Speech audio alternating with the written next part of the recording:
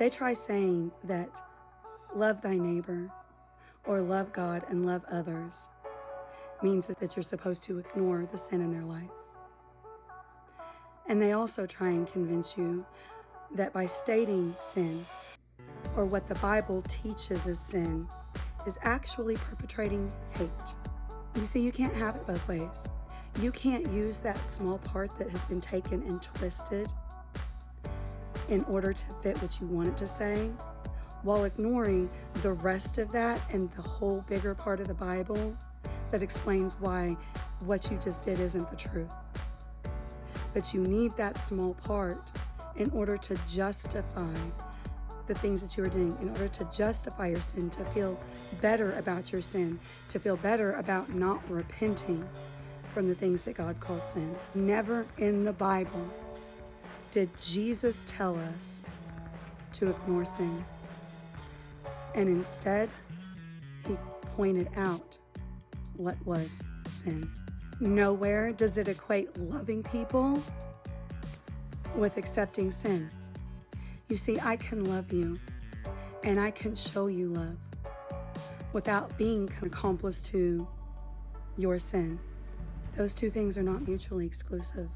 But see, if you knew the Jesus I know, if you had witnessed the biblical grade miracles, if you had experienced the unconditional love and peace and joy that comes with a relationship, you'd understand why we're willing to give up all of those things, all of the worldly things, all of the fleshly things to follow him.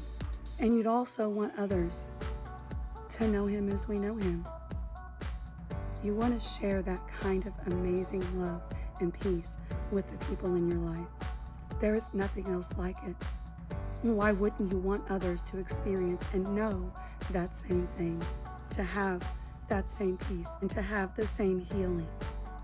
You see, that's what loving others really means. No, we're not supposed to go around pointing our fingers in people's faces and telling them what their sins are. But if you love people in a way that they see your life,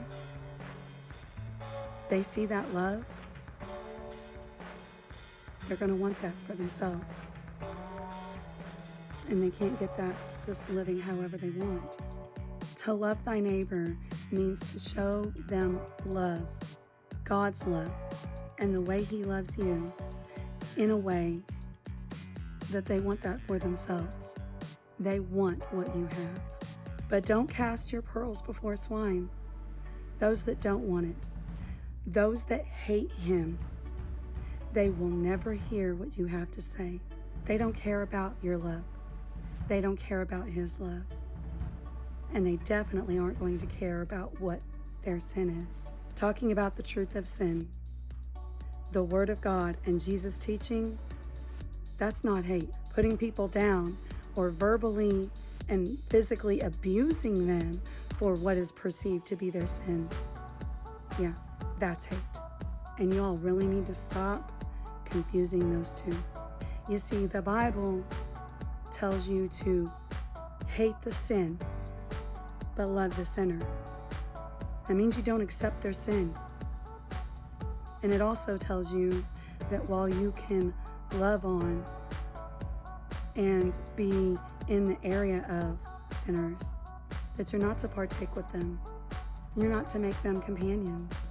What gets me about this is that people who say this about Jesus, who claim to know Jesus, don't understand this is the same Jesus who used a whip, who threw over tables, who turned tables over and threw people out of God's temple because they were selling things to make profit.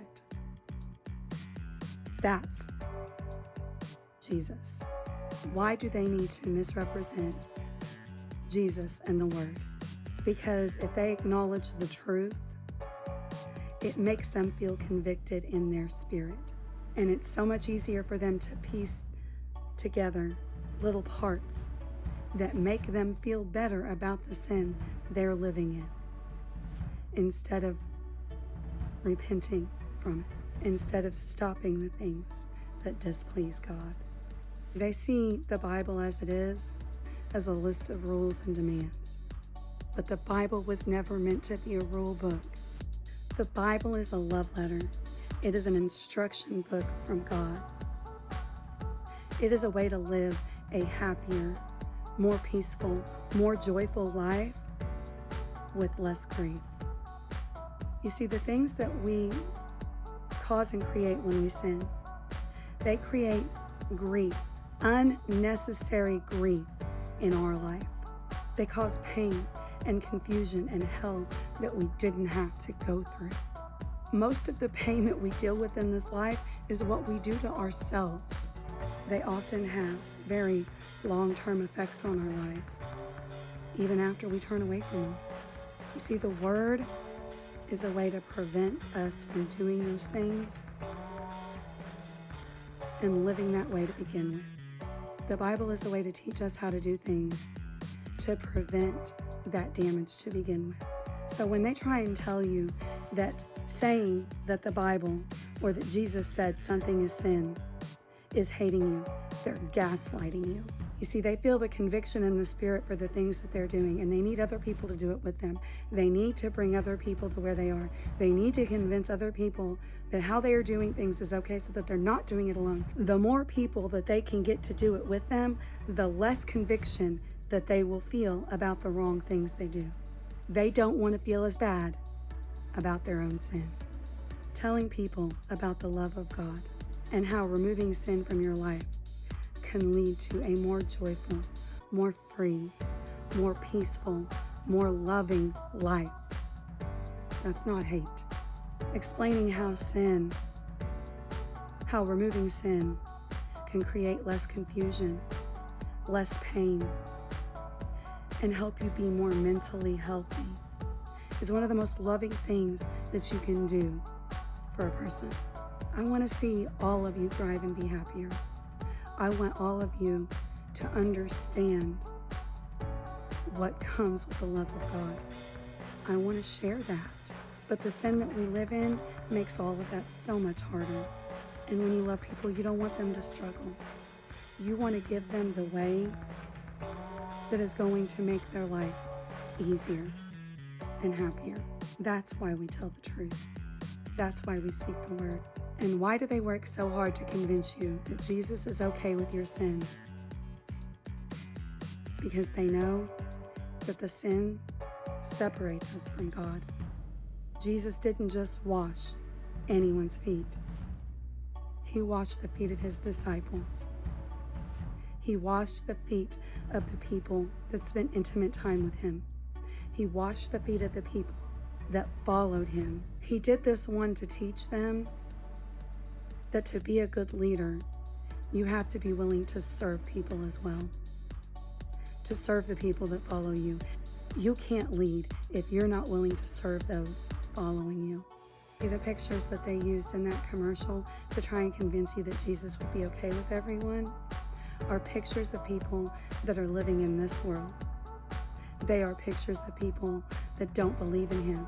They are pictures of people who hate him. They use these pictures to try and convince you that Jesus loving you means that he's okay with the things that you're doing in your life that are sinful. That he's okay with you doing and living however you want. Jesus hates sin. He tells us to hate sin. And they're trying to sell you a version of him that tolerates it.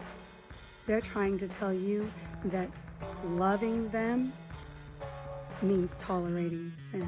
You see, Jesus is going to love you where you are,